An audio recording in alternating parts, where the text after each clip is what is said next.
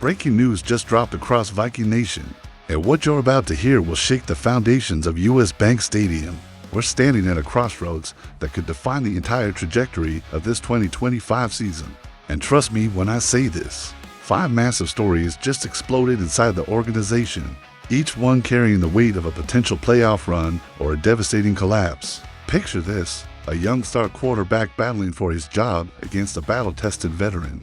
A coaching mastermind finally cracking the code that haunted them for years. A collection of statistics so disturbing they'd make any true Vikings fan lose sleep at night. A $16 million weapon mysteriously vanishing from the battlefield.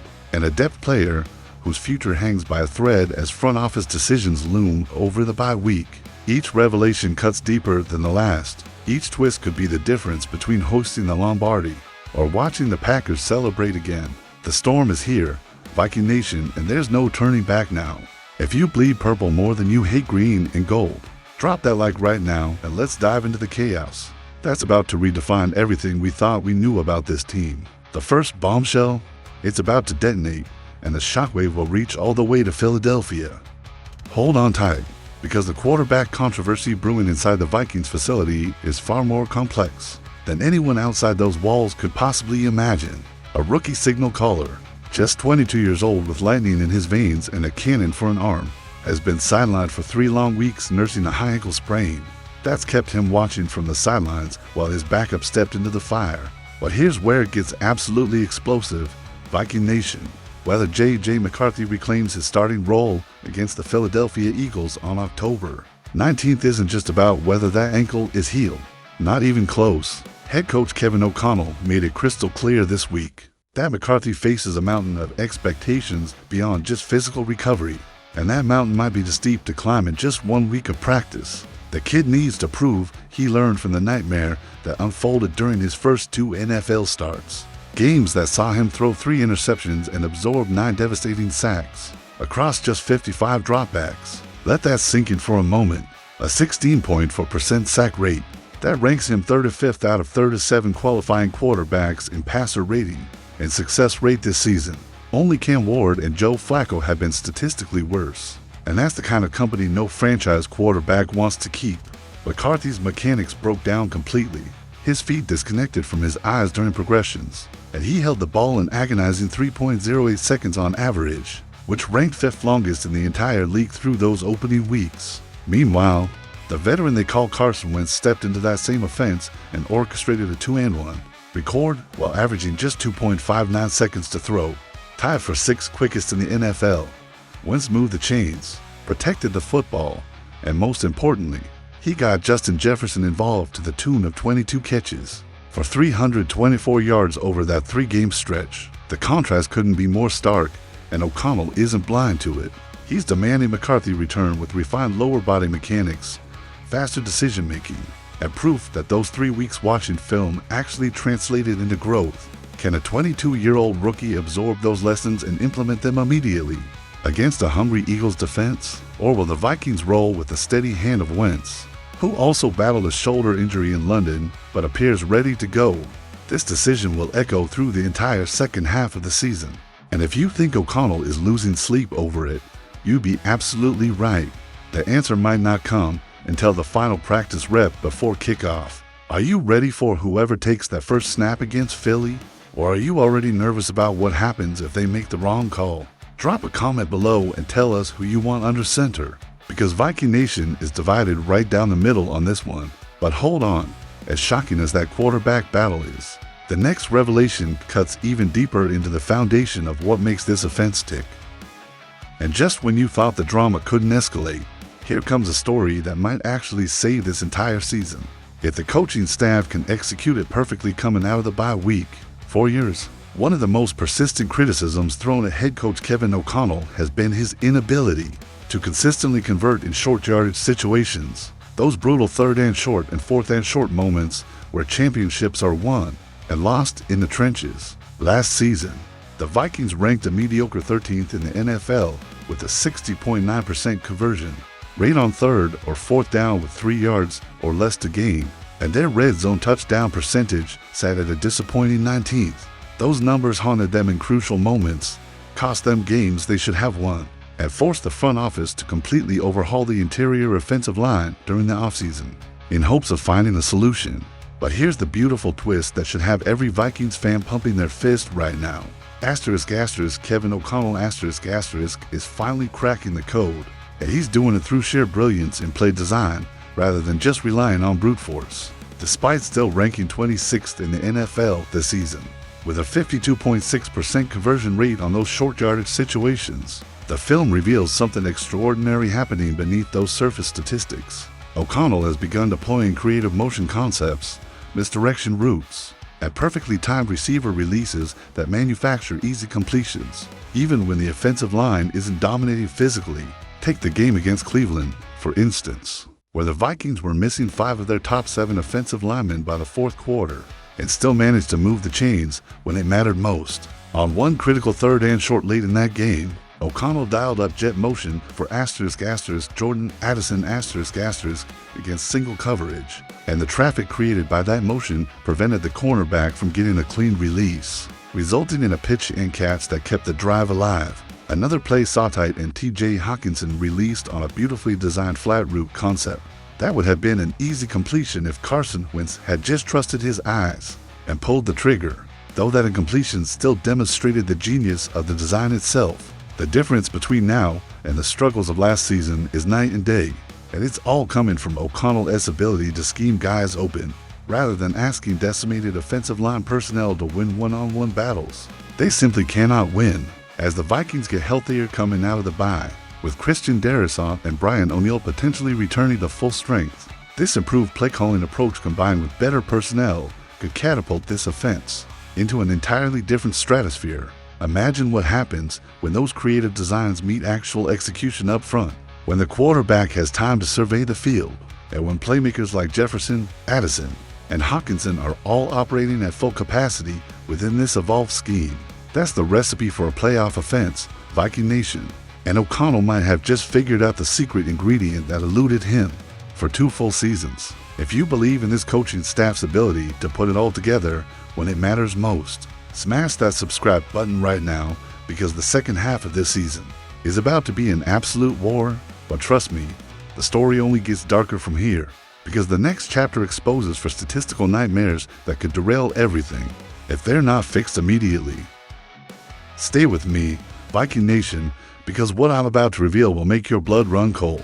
The Vikings enter their bye week with a 3-inch record that looks respectable on paper, but the underlying numbers tell a story of a team that's been playing with fire and getting away with it through sheer luck and late-game heroics. They've staged comeback victories against the Bears and Browns after trailing in the fourth quarter, and they've failed to score a touchdown in the first 45 minutes of 3 different games this season. That's not sustainable football, especially considering they've enjoyed one of the easiest schedules in the NFL through 5 weeks, but face one of the most brutal remaining schedules from here on out. The margin for error just evaporated, and for specific statistical categories should have every single person in that building absolutely terrified. First and most alarming, the Vikings lead the entire National Football League in sack percentage, allowed on offense with an eye-watering 11.7%, having surrendered 21 quarterback takedowns in just 180 dropbacks. No other team even reaches 10% except Baltimore, and this catastrophe falls on the shoulders of everyone involved: the play caller, the quarterbacks, and the offensive line at varying degrees. J.J. McCarthy was the worst offender with a 16.4% sack rate through the games, but even Carson Wentz has gone down 12 times in 120 dropbacks, proving this isn't just a rookie problem. Second statistical nightmare, converting third downs, where the Vikings rank 31st in the league with a pathetic 31% success rate. Only the Titans and Cam Ward's squad have been worse, and this directly correlates to those sack problems because so many of those takedowns happen on third down, creating insurmountable third and longs that killed drives before they ever had a chance. Even on third and short situations where teams should convert at a high rate, the Vikings are converting at just 47%, well below the league average. Third area of concern, run defense, specifically the rate at which opponents are moving the chains on the ground against Minnesota. A staggering 47.1% of all first downs allowed by the Vikings defense have come via the run, which represents the highest rate in the entire NFL. That's particularly shocking when you consider that last season, the Vikings had the second lowest rate in this category at just 25.5%, meaning something has fundamentally broken in their run-stopping ability over the past year. Teams aren't even bothering to test the Vikings secondary anymore because they know they can pound the rock and move the chains consistently without taking risks through the air.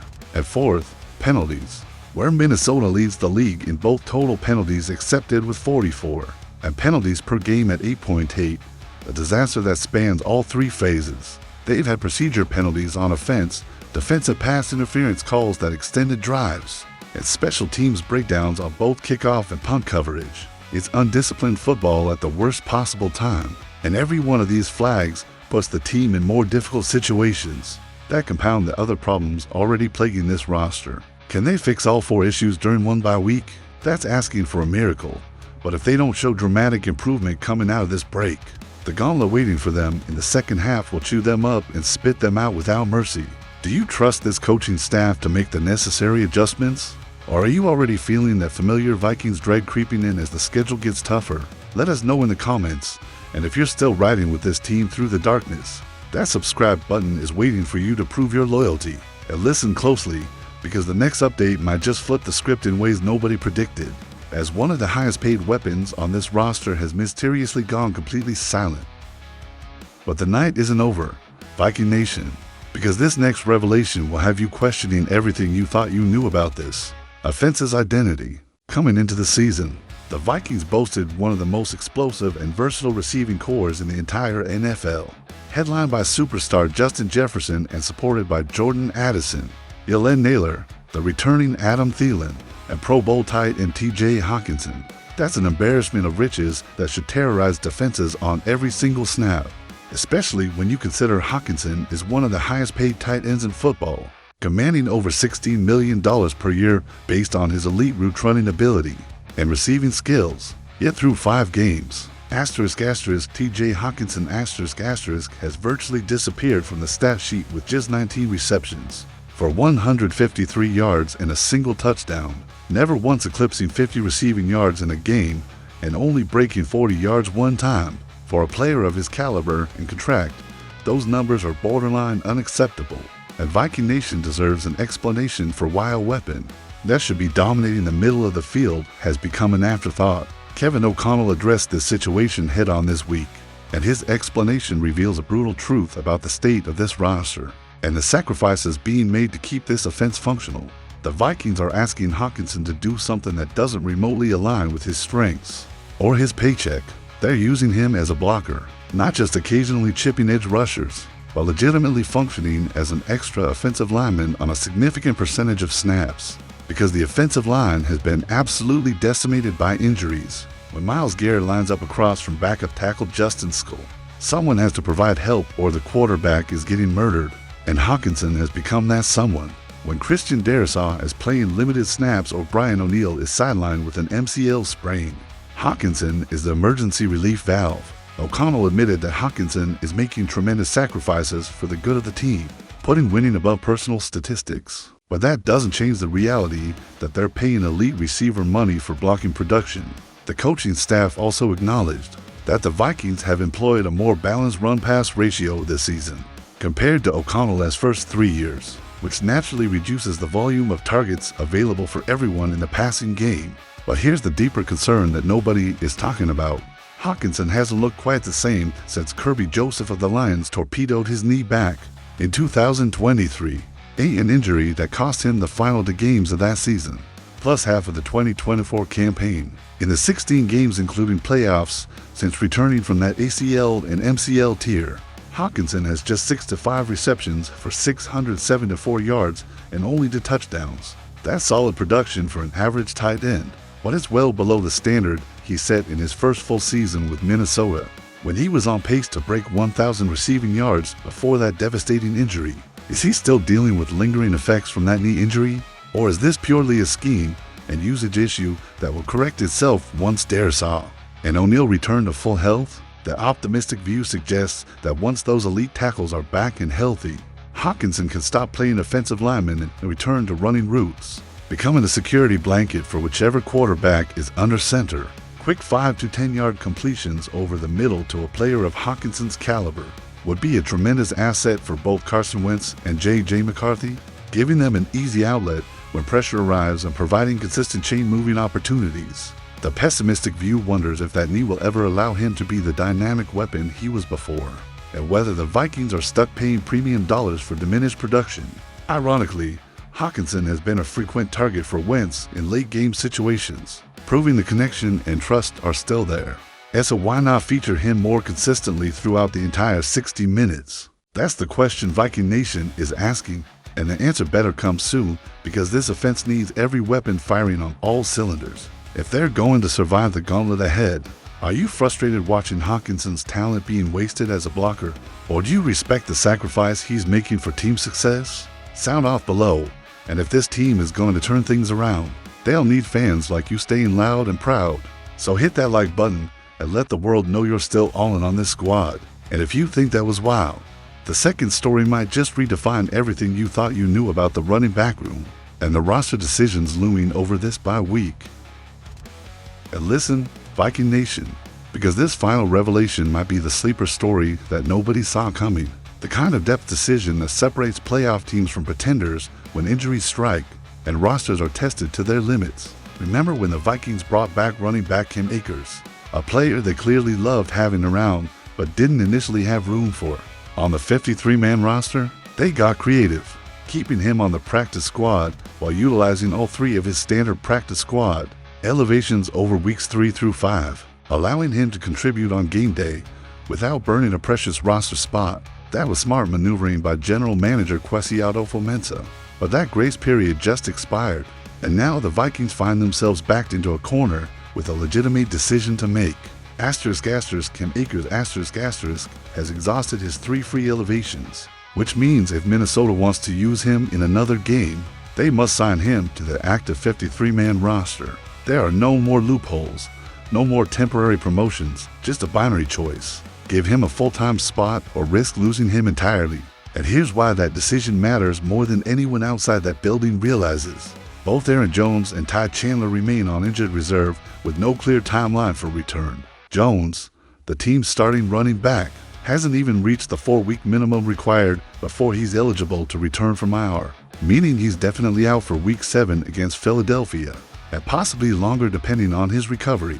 Chandler was one of only the players who didn't travel to Europe for the London game, and Kevin O'Connell conspicuously left him out of discussions regarding players who will be returning soon, which suggests his IR stint might extend well beyond the minimum for weeks as well.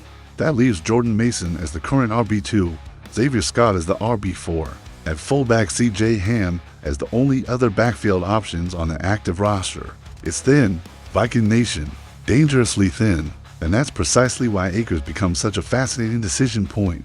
The 26-year-old has shown legitimate playmaking ability despite limited opportunities, rushing 5 times for 19 yards, but more importantly demonstrating versatility that this offense desperately needs. The Vikings have deployed him in Wildcat formation, where he completed a spectacular 32-yard touchdown pass that showcased arm talent most running backs don't possess, giving O'Connell yet another wrinkle to deploy against confused defenses. He's also served as an emergency quarterback option, providing insurance in case both Carson Wentz and J.J. McCarthy go down with injuries in the same game, which feels less crazy when you consider how many starters this team has already lost to the injury bug. So, what's the holdup?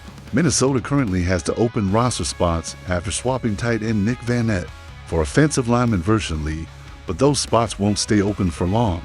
Ben Yurosek at tight end and Michael Juergens on the offensive line are both expected to return from injury after the bye, and there's also the possibility of Donovan Jackson coming back from his left guard injury. The Vikings could theoretically keep Akers on the practice squad and pray nobody poaches him. But that's playing with fire because any team with a running back injury and an open roster spot could claim him off waivers and steal him away from Minnesota forever. Plus, if he stays on the practice squad, the Vikings can't use him in games anymore, which defeats the entire purpose of keeping him around. The smart money says Minnesota uses one of those to open roster spots to sign Akers before Week 7, especially given the uncertainty surrounding Jones and Chandler. But nothing is guaranteed in this league, and roster management is an inexact science where one wrong move can cascade into disaster. If you're Kwesi Adolfo-Mensah, do you give Akers that roster spot and commit to keeping him active for the rest of the season? Or do you gamble that Jones and Chandler will be back soon enough that you can afford to let Akers walk? That's the kind of decision that keeps general managers up at night, and it's exactly the type of move that gets second-guessed mercilessly if it backfires. Now let's zoom out and look at the bigger picture here, Viking Nation, because these 5 stories aren't isolated incidents. They're interconnected threads that together reveal the true state of this franchise. At the season's halfway point, the quarterback controversy between J.J. McCarthy and Carson Wentz will determine the ceiling of this offense for the next decade, not just the next few games. Kevin O'Connell's evolution as a play caller in short yardage situations could be the difference between winning close playoff games or watching dreams die on 4th and 1. Those for horrifying statistical categories: the sacks and third down failures and run defense breakdowns and endless penalties. They're the foundation that's currently crumbling beneath this team's feet. And if the bye week doesn't produce significant improvements, the second half schedule will expose every crack and fracture until the entire structure collapses. T.J. Hawkinson's disappearance represents both the sacrifices this team is making to survive and the concerning reality that their offensive line injuries might be robbing them of a true difference maker when they need him most. And Cam Akers, a depth player who most casual fans barely notice, could end up being the insurance policy that saves the season when the injury bug strikes again, which it inevitably will. This is Vikings football in 2025, a beautiful mess of potential and problems, of hope and heartbreak, of decisions that will echo for years to come. The bye week represents a moment to breathe, to heal, to reset, to fix what's broken before it's too late. Will they emerge from this break as a legitimate contender? Or will the cracks widen into chasms that swallow their playoff hopes? That answer starts revealing itself on October 19th when they host the Philadelphia Eagles at US Bank Stadium. And Viking Nation will be watching every single snap with hearts pounding and voices roaring. Because that's what we do. We bleed purple. We endure pain. We believe when logic says we shouldn't. If you're still riding with this team through every twist and turn, through every controversy and comeback, then drop that like button right now and let the world know that Viking Nation doesn't quit, doesn't fold, doesn't surrender. Not to the Packers, not to the Lions, not to anyone. Hit that subscribe button and join a community that lives and breathes this franchise every single day. Drop a comment telling us which of these 5 stories concerns you most, or which one you think gets resolved first, because this conversation is just beginning. And mark my words, the next 72 hours could bring even more breaking news that shifts everything we just discussed. Think this was wild? Just wait until the rivals make their counter move, because that war is only beginning. And when the Vikings and Eagles collide in Week 7, the shockwaves will be felt across the entire NFC. Stay tuned, Viking Nation. The storm is far from over. Skol.